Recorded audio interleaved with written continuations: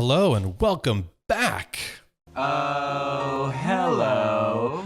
Today we're going to be looking at another Sword and Shield deck list.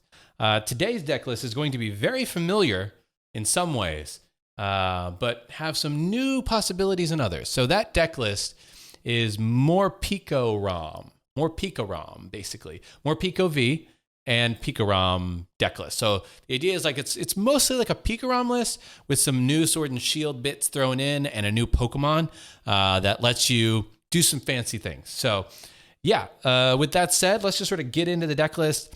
Again, remember that these deck lists are very early. There's definitely different versions of this stuff that's going to be around.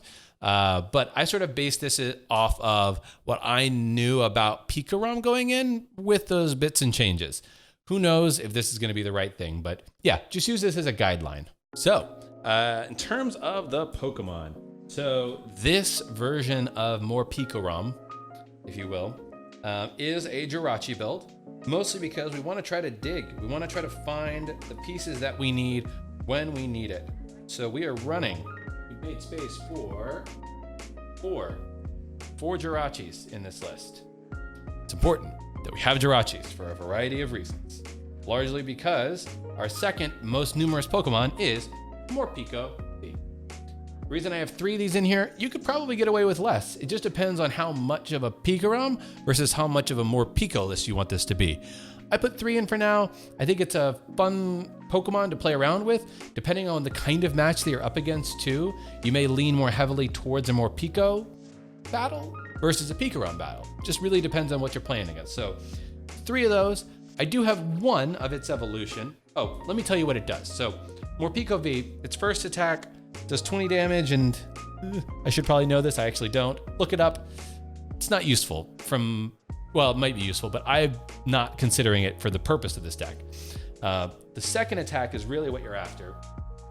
So that second attack for 2 lightning and a colorless does 150 damage, and you switch this Pokemon with one of your benched Pokemon.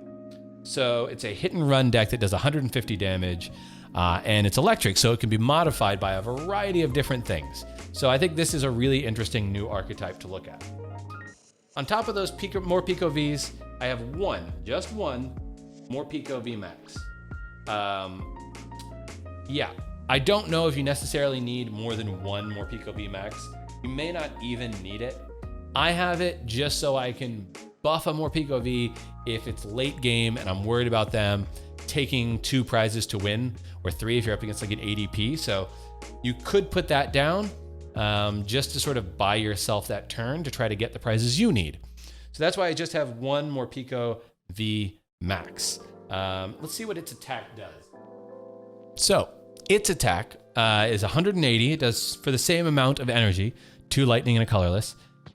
It does 180 damage plus 20 damage to each of your opponent's benched Pokemon. It's fine. The bench spread is interesting.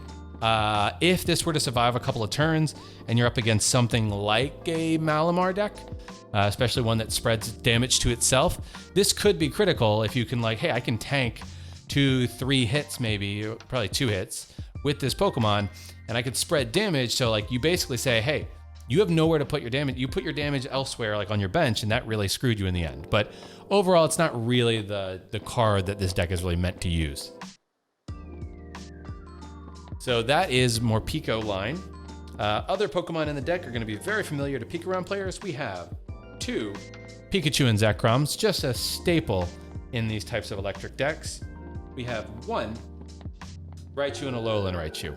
You don't necessarily need the Raichu and Alolan Raichu, but again, depending on the matchup, you might find it useful. Outside of the Pokemon that we attack with and find cards with, we have 2 Dedennes. I considered going down to just 1 Dedenne, but I was so worried about prizing that Dedenne, especially in this deck, that I'm putting 2 in there. You probably don't ever need to use both, but just having them available is important. And the last Pokemon, no electric deck would be finished without a Tapu Koko Prism Star.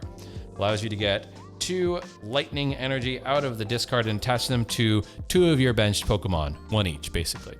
So that is your Pokemon line.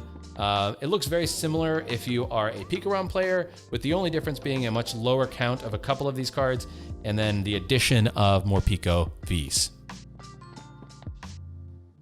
So if we get now into the trainers, this will also begin to look familiar at first. The main trainer that we're going to be running with, as you expect, is Volkner. This lets you go get an item card and a basic lightning energy out of your deck. Just a really great card in electric decks. The second card is new, and that is the Marnie card. Now, the benefit of Marnie, the reason I like Marnie, it's kind of like Judge, but you get to see an extra card, whereas your opponent does not get to see an extra card because of that. So Judge is each opponent shuffles their hand into their deck and draws 4. That means you can draw back into the same cards you shuffled in. Not good. If you need to not only get rid of the cards in your hand, but get rid of the cards in your opponent's hand and ensure that they don't draw back into them, Marnie is really good for that. So it's definitely great hand disruption, especially mid to late game. So that's why I have 3 Marnies in here. Yeah, so I think that's a really interesting play if you liked the Judge version of Pikarom. And then finally, we're going to cap it off with 1 Cynthia and Caitlin, just to help us draw a few cards on a turn and grab something like a Volkner back for a future turn. So 1 Cynthia and Caitlin, I think, is a really good addition. Next, we are going to go past the supporters to all the items and other things. So the first thing is, how do we find our Pokemon? Well, we have 1 electromagnetic radar. With our lower count of GXs and our fewer, lesser reliance on them, I don't think you need more than 1 electromagnetic radar. It would be sad if you prized it, but you have other ways to find things. And those other ways are 3 quick balls. Those 3 quick balls can go get you your Jirachis, your Tapu Koko, and your Morpeko V. And then we only have 1 incense. I put it in there because, again, you don't want to be up a creek, so to speak, with a Morpeko on your bench that's about to get KO'd or in your active, and then you could just go grab a Morpeko VMAX with that incense if you'd like. You could potentially just lose the incense, to be frank. The odds of you discarding that early are not nothing, but not super. It's you could discard it early too, right? So that's one of those cards that I could see you eventually not having that in this deck. Outside of that, we have 3 of another card that you probably haven't seen in a lot of decks. You have 3 Lily's Pokedolls. This is great, again, if you're going to implement the Morpeko V strategy heavily. You can set up Morpeko Vs, hit, and then pivot into a Lily's Pokedoll. And because you need custom catchers or some other form of gust to bring out the Morpeko V, it's really difficult as opposed to a great catcher for your other Pokemon. So depending on the match, you might lean more heavily into a Lily's Pokedoll style of play. And then we got the stadiums. We have 2 power plants. You could try to play up to 4. You could find room. I found that 2 is probably enough. I don't know how big power plant is going to be after Sword and Shield comes out. Things like Keldeo are not going to be as impactful. Mewtwo might still be a big thing, but who knows? So it remains to be seen. So the main reason you would power plant is just to stop your opponent day changing on their turn. That's really the big benefit power plant still could offer. Then you have 1 Thunder Mountain, because why not? You're an electric deck. And to find those, you have a Stadium Nav. Which you can go grab with a Volkner. So, next set of cards we are going to talk about. They kind of got all mixed up in my hands. The next thing that's important is gusting. And this deck has 4 custom catchers. I leaned way into the custom catchers rather than anything else here because sometimes you need to bring a V or a V max up, and the custom catchers will help you do exactly that. Next, we have the damage modifiers, which is another reason you would like to play something like an electric deck, which is 4 electro powers. Pretty stock standard. Outside of that, you're going to have 2 switches because, again, you might have to pivot into a Pokemon with Morpeko V that you don't want, or you just need to get out of the active. Boom. 2 switches, helpful. And then finally, we have a bunch of different Pokemon tool cards for a variety of reasons. So I have an adventure bag here, and then I have 2 escape boards, 1 of a new card, which is like a big stone, something like that, giant stone. This basically adds 30 HP to one of your Pokemon as a tool. The nice thing about this card specifically is it puts your Dedennes out of range of Cramorant, or your Dedenne or Morpeko out of range of Naganadel. So I think that it's a potentially really good card for those types of matchups where you're worried about things getting sniped on the bench. So I like this card for that reason. The last tool is Counter Gain. You have a bunch of Pokemon in here that hit for 2 lightning, 1 colorless. If you get a Jirachi taken down early or something taken down early, yeah, you can go grab a Counter Gain. You need 1 less energy. It's great. It's perfect. And then finally, the last 2 item type cards we have are, we have 1 Tag Switch. I think it's been a really great card in Pikarom for the last few months. So 1 Tag Switch and then 1 Reset Stamp. 1 Reset Stamp really for Pikarom feels small. I would love to find more room for these, so maybe that's what an Incense turns into. But yeah, 1 Reset Stamp because I do think it's important.